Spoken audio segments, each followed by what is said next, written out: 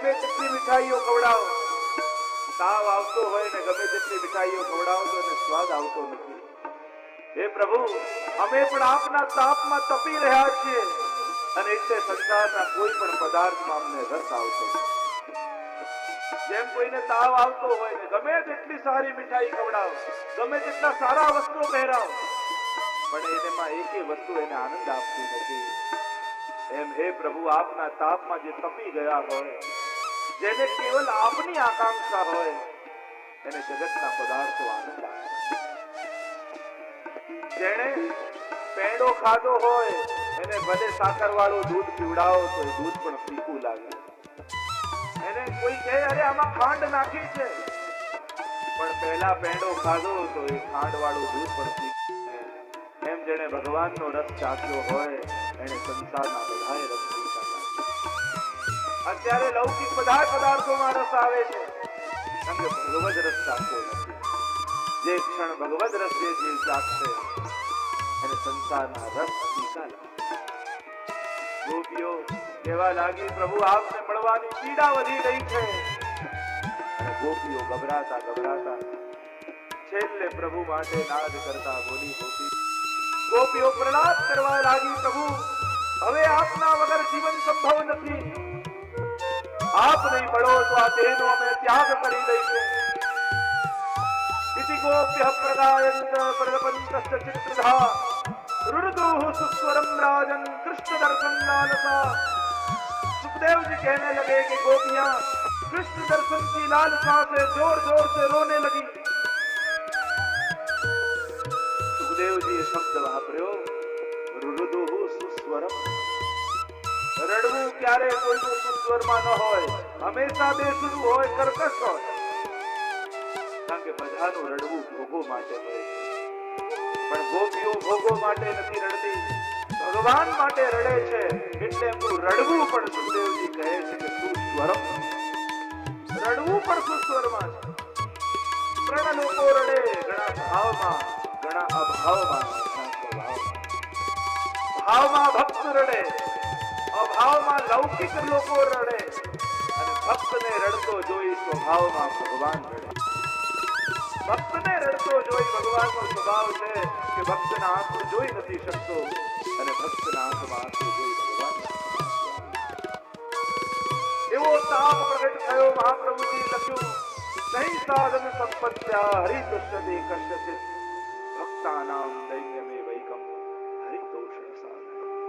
બીજા કોઈ સાધનોથી પ્રભુ ક્યારે રાજી થતા નથી.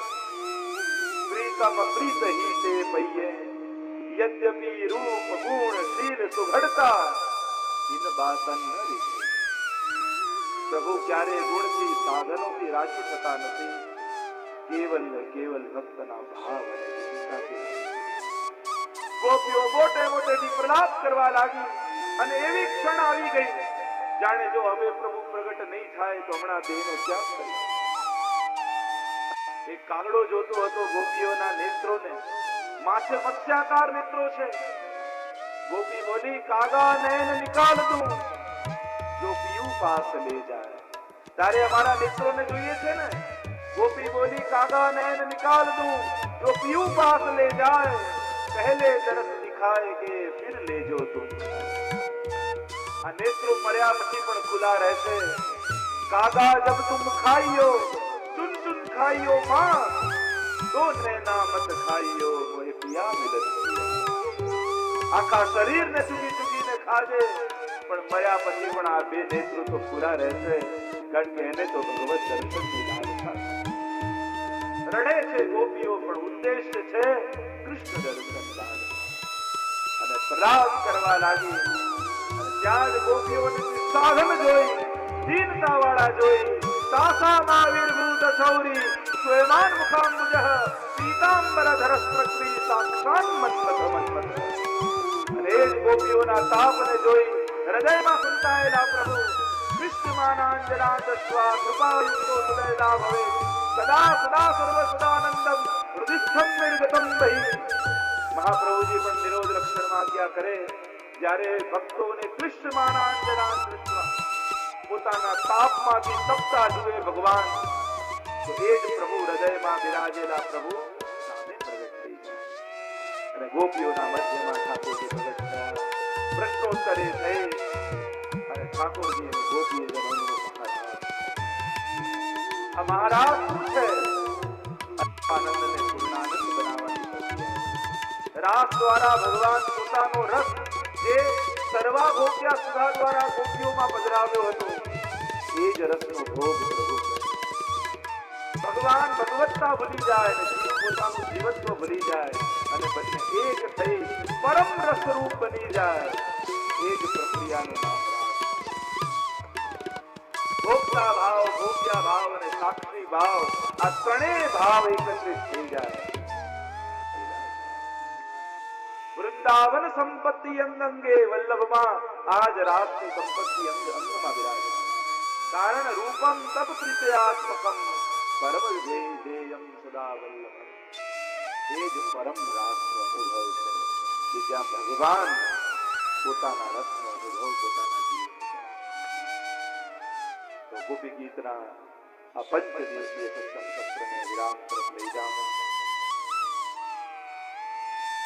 ગોપી બનવાનું છે. કથા તો એ જ છે. એક નિયમ બનાવજો કે રોજ હવે આ ગોપી ગીત 5 દિવસમાં પૂરું તો થયું પણ આપણા જીવનમાં ગોપી ગીતનો પ્રારંભ થયો.